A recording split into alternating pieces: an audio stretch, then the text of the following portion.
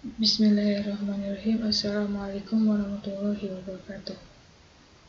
Perkenalkan, nama saya Ririn Nuaini Rahmawati Munandar, mahasiswa Prodi Pendidikan Biologi Universitas Majalengka. Pada video ini, saya akan menjelaskan tentang sistem pernapasan. Sebelumnya, kita masuk ke respirasi.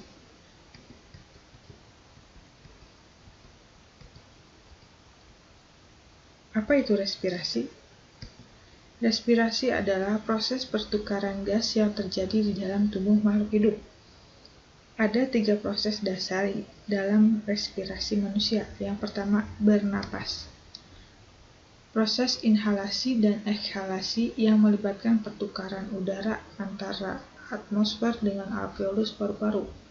Inhalasi itu apa sih? Inhalasi adalah menghirup udara, sedangkan ekhalasi adalah menghembuskan udara. Yang kedua, eksternal.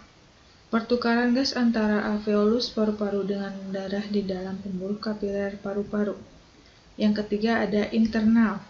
Pertukaran gas antara darah di dalam pembuluh kapiler, jaringan tubuh dengan sel-sel atau jaringan tubuh.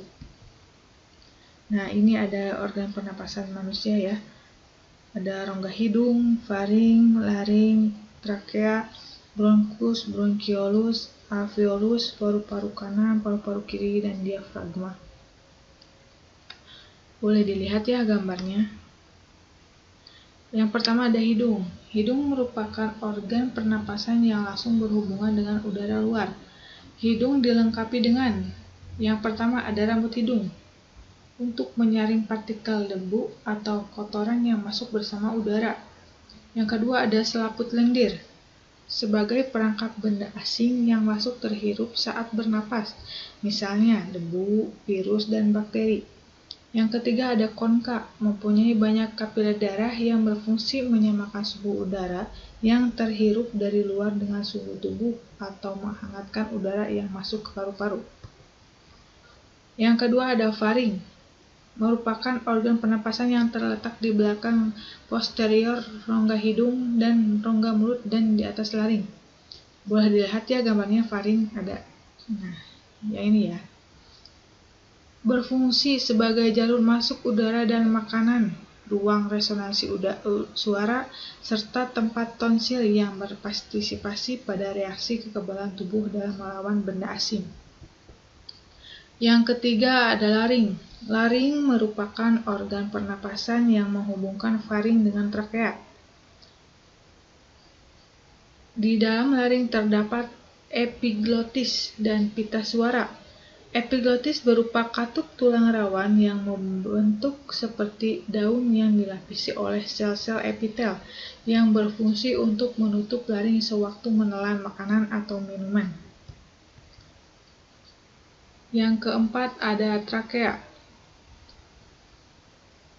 Trakea adalah saluran yang menghubungkan laring dengan bronkus. Dindingnya tersusun dari cincin-cincin tulang rawan dan selaput lendir yang terdiri atas jaringan epitelium bersilia. Fungsi silia yaitu pada dinding trakea untuk menyaring benda-benda asing yang masuk ke dalam saluran pernapasan. Yang kelima ada bronkus. Pada bagian paling dasar dari trakea bercabang menjadi 2. Percabangan trakea tersebut disebut dengan bronkus. Masing-masing bronkus memasuki paru-paru kanan dan paru-paru kiri. Ada ya? Silahkan dilihat gambarnya. Yang keenam ada bronkiolus. Di dalam paru-paru bronkus bercabang-cabang lagi. Bronkiolus merupakan cabang-cabang kecil dari bronkus. Yang ketujuh ada paru-paru. Paru-paru merupakan alat pernapasan utama. Paru-paru dibungkus oleh selaput rangkap 2 yang disebut pleura. Pleura berfungsi melindungi paru-paru dari gesekan saat mengembang dan menghempis. Yang pertama ada paru-paru kanan, pulmodexter, yang terdiri atas 3 lobus. Yang kedua ada paru-paru kiri, pulmosinister, yang terdiri atas 2 lobus. Yang kedelapan ada alveolus.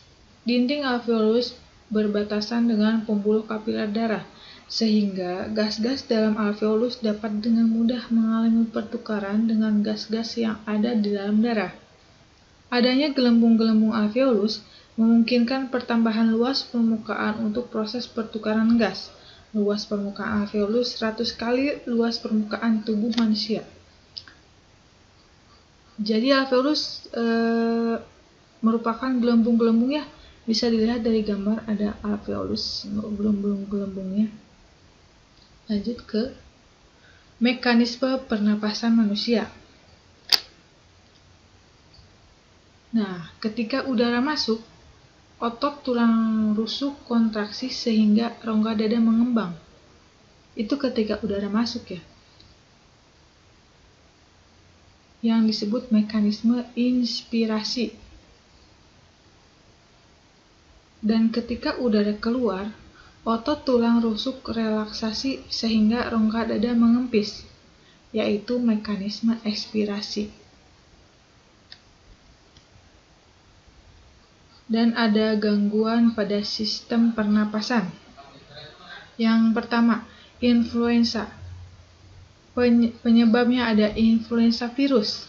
Yang kedua ada tonsilitis. Penyebabnya adenovirus, rhinovirus, influenza, dan coronavirus. Yang ketiga, faringitis. Adenovirus. Penyebabnya adalah adenovirus, ortomexvirus, rhinovirus, dan coronavirus. Corona saat ini sedang mewabah ya. Jadi ini virus-virus yang menyebabkan gangguan pada sistem pernapasan. Ada lagi pneumonia. Bakteri Streptococcus pneumoniae itu penyebabnya. Ada lagi tuberkulosis atau TBC. Disebabkan oleh bakteri Mycobacterium tuberculosis. Selanjutnya ada asma. Itu dari asap rokok, debu bulu hewan peliharaan. Dan yang terakhir ada kanker paru-paru. Nah, ini yang banyak yang suka disepelekan ya. Merokok dalam jangka waktu yang lama.